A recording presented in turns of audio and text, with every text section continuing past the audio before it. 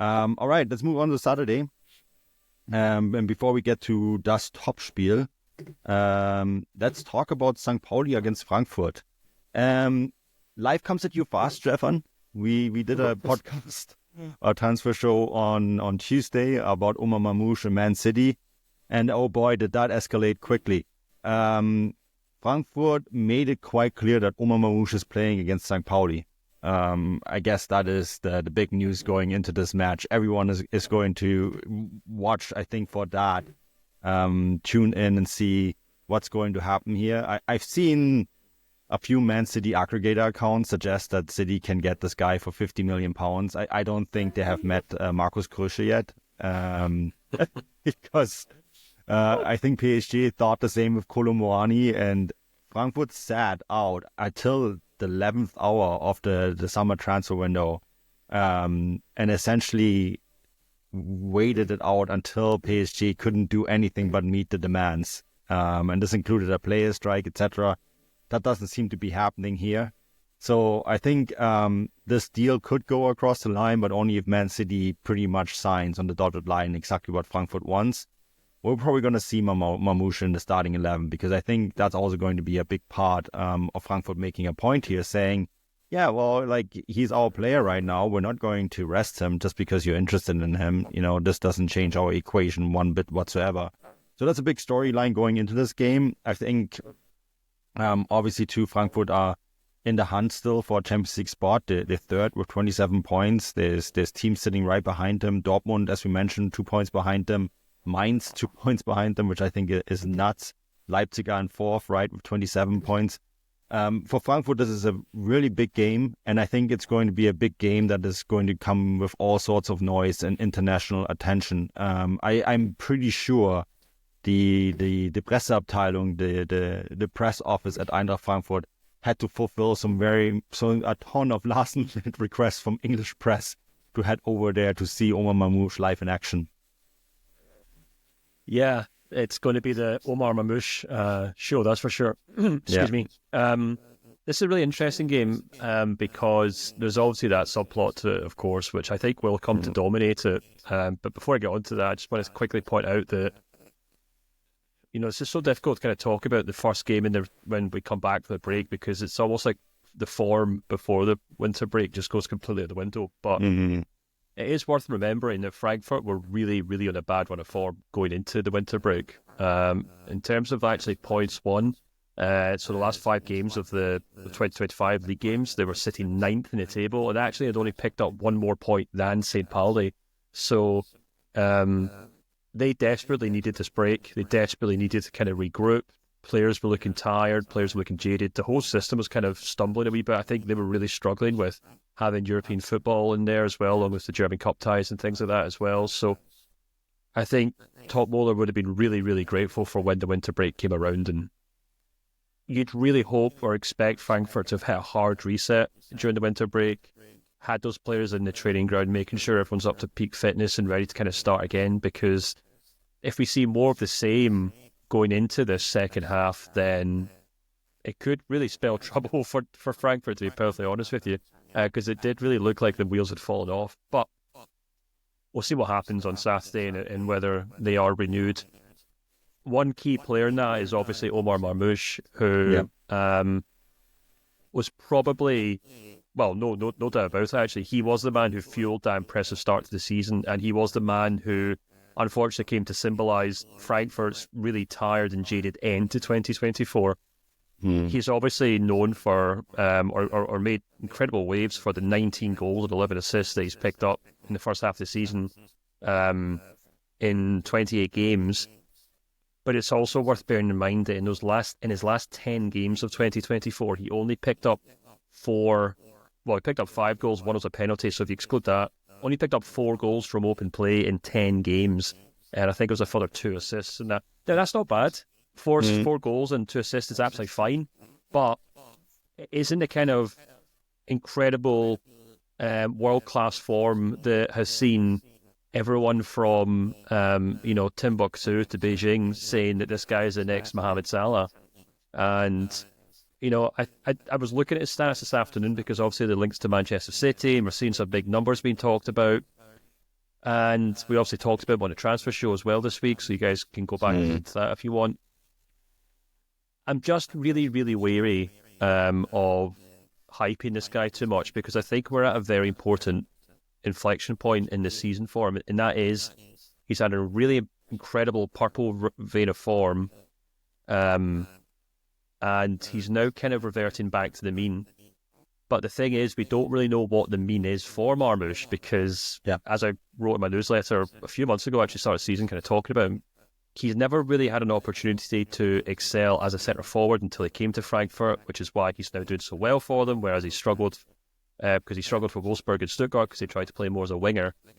But we don't know where that kind of base level is, if you know what I mean. We know how good he can be. He's shown how good he can be when he's in the form of his life, but we're now seeing him kind of come back to normal Omar Marmoush, and it'd be really interesting to see if we'll actually get a chance to see what that is before a big club comes along, swoops in, signs him for, as you said, 70, 80 million euros or whatever it might be.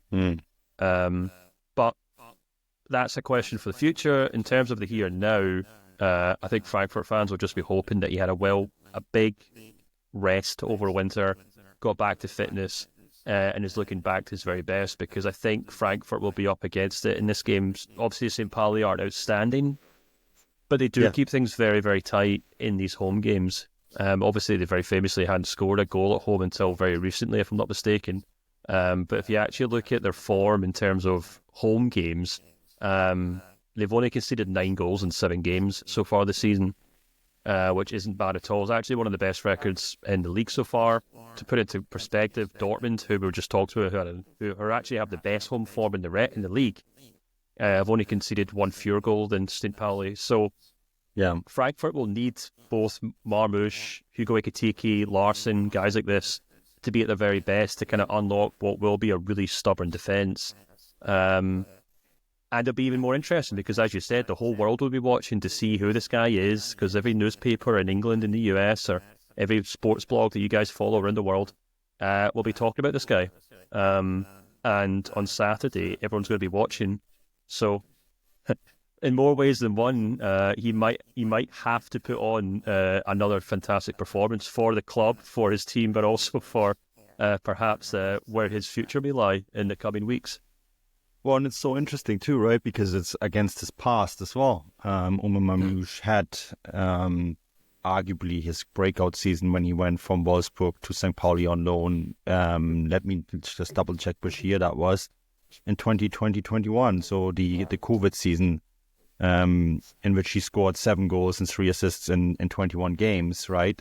He then went out on loan to Stuttgart, where it's 3 goals and 5 assists, and it's been actually like a steady progress ever since. You know, he followed that up with 5 goals and 1 assist for Wolfsburg in 33 games, and then he joined Frankfurt and had this last year had 12 goals and 6 assists in 29 games, which is actually a pretty good record, right? It was his best record up until this season with his 13 goals and 8 assists in 15 games. But yeah, it was really there with St. Pauli that he had his like first real good, strong professional season, and I think that adds really an interesting kind of wrinkle to the story, right? Because it's like Omar Marmoush is sort of coming home or playing against his former club in Hamburg, and as you said, it's becoming increasingly a tricky fixture, right? I wrote my newsletter about St. Pauli this week on the Substack, and about how they really have to think about how outside the box when they make new signings. And I highlighted 2 signings in particular: Cizay, who they signed from an Estonian side, and James Sands, right, who they signed from New York City FC. And it's a second step. You'll be familiar with him, Stefan, because he was at Rangers, in which it was not a really good spell for him. That didn't really quite work out. He had to go back to MLS and sort of reinvent his game. And I think he did. He was one of the best defensive midfielders in MLS. It is still a jump up. I don't think he's even projected to start, although you never know with Blessing, right? But that is it. What I think is really interesting and where this all ties in, St. Pauli do have to find players like Marmoush who are maybe undervalued, extremely undervalued, because in their entire history, they have only paid €1 million or more, like 3 or 4 times. And they never really paid more than €2 million either, right? So they don't have a ton of money. This might change if they stay in the Bundesliga this year and can actually sustain this. I think there's a real good chance that they could sort of replicate what Union Berlin did. But right now they are a second Bundesliga team trying to think outside the box to survive in the Bundesliga. I think that's a really fair thing to say. And Blessing has done some really good work with just getting the basic rights. And some of these basics include, hey, let's keep the opponent from scoring. And I think Frankfurt is probably going to be one of the toughest tasks yet. Mind you, they kept Bayern to just one goal, which I think was a really, really strong performance by them as well. But it's not just Omar Marmoush either, isn't it? I mean, there's also Hugo Ekitike, who I think, in my opinion, this might sound like a hot take, but I actually think Hugo Ekitike of the two has the higher ceiling, Stefan. He is the player with the higher talent level, is much younger, right? They did really well to get him from PSG. I think it was sort of a retroactive package deal with the Koulibaly thing that they just negotiated later on. But I actually personally think when you look at those two players, I personally think Hugo Ekitike is probably in the long run the one with the higher ceiling. So that's not to say they will be fine if Marmoush leaves, but what I'm trying to say here is St. Pauli don't have to just deal with the one guy, but they actually have to deal with two guys that are very good. Yeah, absolutely. And there have been games where Marmoush hasn't played or he's come off a half-time and Hugo Ekitike has run the show. And he's not just a penalty box striker, which is probably an easy thing to say when you want to compare him to Marmoush, because they are the strike partnership, and Marmoush is kind of seen as the kind of more rounded player who can score from outside the box, who can fire home free kicks, who can run by guys. So by contrast, that would suggest that Hugo Ekitike is the penalty box striker, but no, he's also very capable of dribbling. It's actually very similar to the forward lineup that Frankfurt had with Koulibaly and Lindstrom, where instead of having one big guy and one small guy, you actually had two fast guys running down each wing, and that's kind of what they've done here, I think, tremendously well. Frankfurt are just absolute kings of this. They know how to find these guys, they know how to develop them, they know how to give them time to develop. And yeah, if or when Marmoush leaves the club, they already have Hugo Ekitike there, but there'll be something else in line as well. They'll have someone else probably that'll pick up, and that's just the kind of nature of Frankfurt. We joked about it on the transfer show, how there must be something in the water because they keep finding these goal scorers who begin to look very ordinary when they do leave the club. But yeah, they'll need both of them, I think, because I think St. Pauli kind of had a kind of decent end to 2024. I think they'll probably be obviously picked up that one over Stuttgart. Yeah. And like I said, they although they haven't been scoring goals at home, they have been keeping things very tight. And we've talked about them all season, the way that Blessing has maybe not struggled with the transition to the Bundesliga, but struggled with his impulse to play kind of attacking football, where defensive football is maybe better suited. Not to mention the fact that he inherited a squad that was perhaps playing above and beyond its station to get into the Bundesliga in the first place. It's not a rich team. It's not a team full of stars. It's not a team. Even the wage bill would be incredibly low for the standards of teams that even get promoted from the Zweite Bundesliga. So I think the fact that St. Pauli are currently sitting above the relegation zone is a huge achievement for Blessing and that team.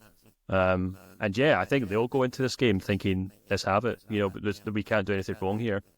We've got this guy coming here who Manchester City want to sign. Let's show everybody that we can stop this guy. So we're not just talking about this game because the Marmoush thing. We're talking about it because it is going to be a really fascinating contest. And I'm looking forward to seeing how both St. Pauli and Frankfurt deal with it. I actually genuinely think that it's the most interesting game of all the main Saturday fixtures. There's maybe the Union Berlin-Heidenheim game with Steffen Baumgart now in charge, and Union were of course hit today with losing the point that they won against Bochum. Controversial decision in my opinion. We'll get to talk about it, I think, maybe on the main show. Don't want to dwell on that too long, but other than that, this is the most interesting game, and I think the attention of the entire world is on this match because of Marmoush, but it should actually be on this match just because it's a really, really fascinating fixture with two very different philosophies clashing with one another. And I think St. Pauli is just a really interesting club, which is why I pumped out 1,500 words on them this week for my Substack. So if you want to read some more on that, I think there's a lot to dig into.